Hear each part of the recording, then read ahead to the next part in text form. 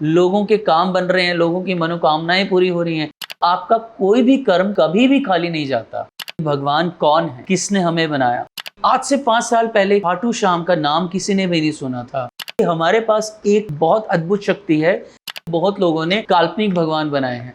ईश्वर के 3 गुण हैं, क्रिया, बल और विज्ञान। मनुष्य कर्म करने के लिए स्वतंत्र है, लेकिन फल पाने के लिए प्रतंत्र है। So welcome to the ideal life. इस सीरीज के नेक्स्ट एपिसोड में आपका स्वागत है।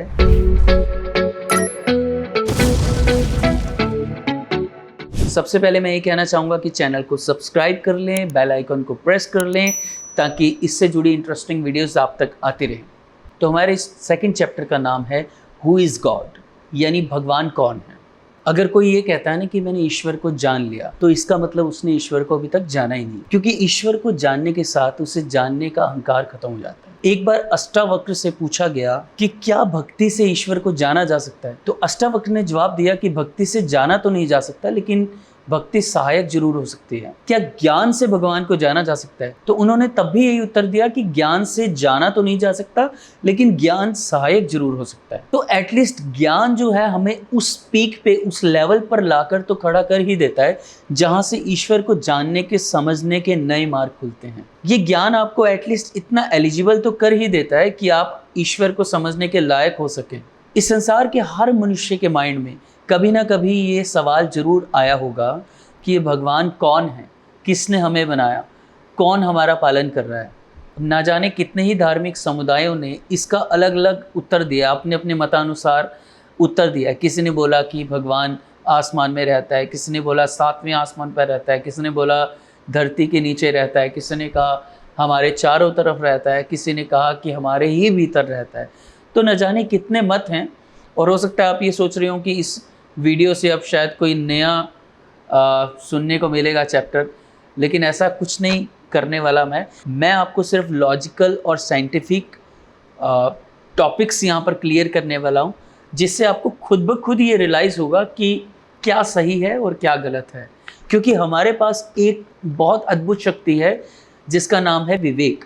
विवेक से हम किसी भी चीज़ को, किसी भी बात को एक तराजू में तोल सकते हैं कि क्या सही है और क्या गलत है। और आप इस वीडियो तक पहुँचे हैं तो जाहिर सी बात है कि आपका दिमाग जो है वो बहुत लॉजिकल है। तो सबसे पहले बात करते हैं हम इतिहास की। भगवान शब्द का क्या अर्थ है? भगवान शब्द का जो उपयोग है वो हमारे इतिहास में बहुत सी जगह पर यूज़ किया गया है। राजा को भी भगवान माना जाता था, प्रजा अपने राजा को भगवान कह के संबोधित करती थी। माता पिता को भी बच्चे भगवान कहते हैं, गुरु को भी भगवान माना जाता है।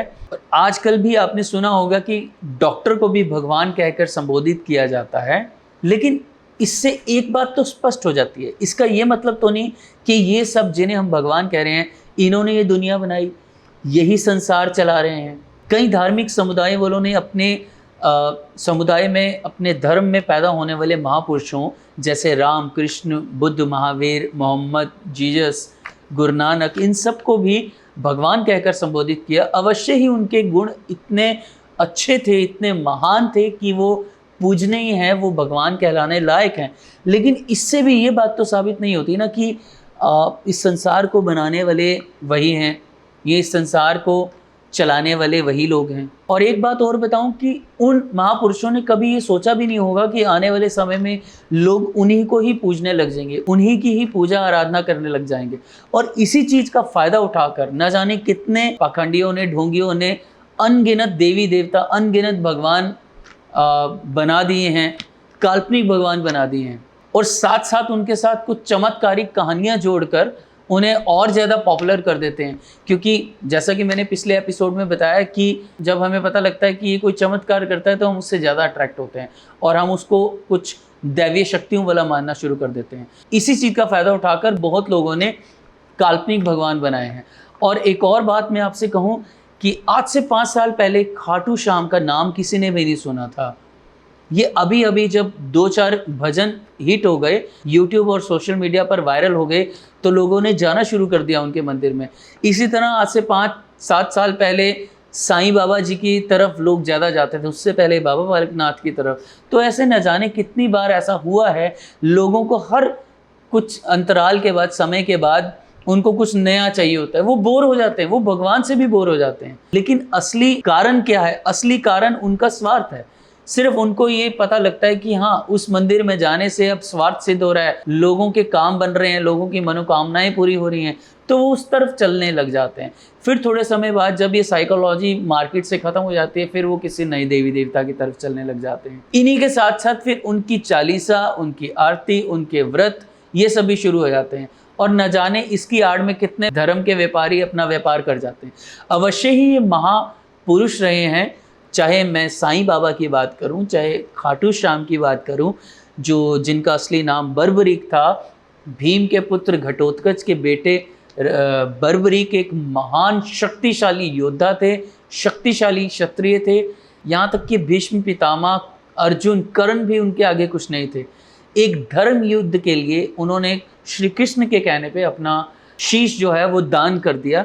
तो अवश्य ही वो एक महान आत्मा थे। लेकिन यहाँ पर कहना मैं यही चाहता हूँ कि जब इंसान को अंधविश्वासों में फंसा लिया जाता है तो वो भूल ही जाता है कि भगवान कौन है और क्या है। और ये ढोंगी पाखंडी लोग आपको बिना बात से डराते हैं, धमकाते हैं, कभी लालच देते हैं। तो मैं सिर्फ आप लोगों से ये कहना चाहूँगा कि भगवान से डरकर सही मार्ग पर नहीं चलना चाहिए, भगवान के प्रेम के कारण सही मार्ग पर चलना चाहिए। जिन्हें आप देवी देवता कहकर पूछते हैं, उनके दिखाए अच्छे आदर्श मार्गों पर चलना चाहिए, राम कृष्ण के दिखाए आदर्श मार्गों पर चलना चाहिए। चलिए आगे बढ़ते हैं। इस चैप्टर में मैं आपको भगवान से जुड़े उन एस्पेक्ट्स के बारे में बताने वाला हूं जो बिल्कुल साइंटिफिक हैं, लॉजिकल हैं और वैदिक हैं। तो पॉइंट वाइज आपको बताता हूं। भगवान की 3 प्रॉपर्टीज हैं या ईश्वर के 3 गुण हैं, क्रिया, बल और विज्ञान, यानी कि एक्शन, फोर्स और साइंस। हालांकि एक्शन और फोर्स भी साइंस का ही हिस्सा है, लेकिन समझने के लिए इसे अलग भाग में डिवाइड किया गया है। तो इस वीडियो के नेक्स्ट पार्ट में मैं आपको इन तीनों पॉइंट्स के बारे में एक एक करके क्लियर करूंगा। तो जाते जाते एक टिप आइडियल लाइफ के लिए।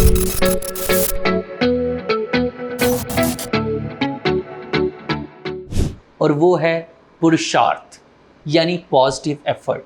पुरुषार्थ यानी अपने जीवन को सुखी और आदर्श बनाने के लिए इंसान जो कर्म करता है उसे ही पुरुषार्थ बोलते हैं। और यहाँ मेरे को वेदों में लिखी वो बात याद आती है कि मनुष्य कर्म करने के लिए स्वतंत्र है, लेकिन फल पाने के लिए प्रतंत्र है। तो इस बात से ये समझ लीजिए कि हमारे हाथ में क्या है, हमारे पास कर्म की शक्ति है।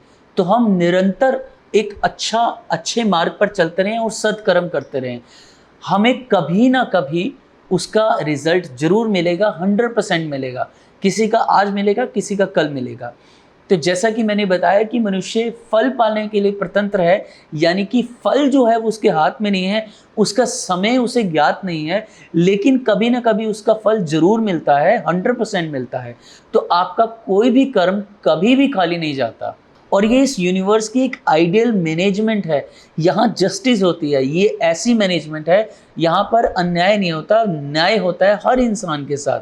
पुरुषार्थ ही एक ऐसी शक्ति है इंसान के पास जिससे वो अपने जीवन को आदर्श बना सकता है। और साथ ही आपको ये बात बताना चाहूँगा कि आप अगर अपने करंट डीड पर, अपने कर्म पर ध्यान देंगे, भाग्य में नहीं उलझेंगे, तो आप अपने उस कर्म को, उस पुरुषार्थ को सही ढंग से कर पाएंगे और तभी वो कुछ अच्छा फल भी देगा आपको। तो कर्म करते जाइए, पुरुषार्थ करते जाइए, अच्छे कर्म करते जाइए, आपको अच्छे फल जरूर मिलेंगे और आपका जीवन सुखी हो जाएगा। चलिए तो मिलते हैं इस वीडियो के नेक्स्ट पार्ट में। तब तक के लिए बाय बाय, नमस्कार।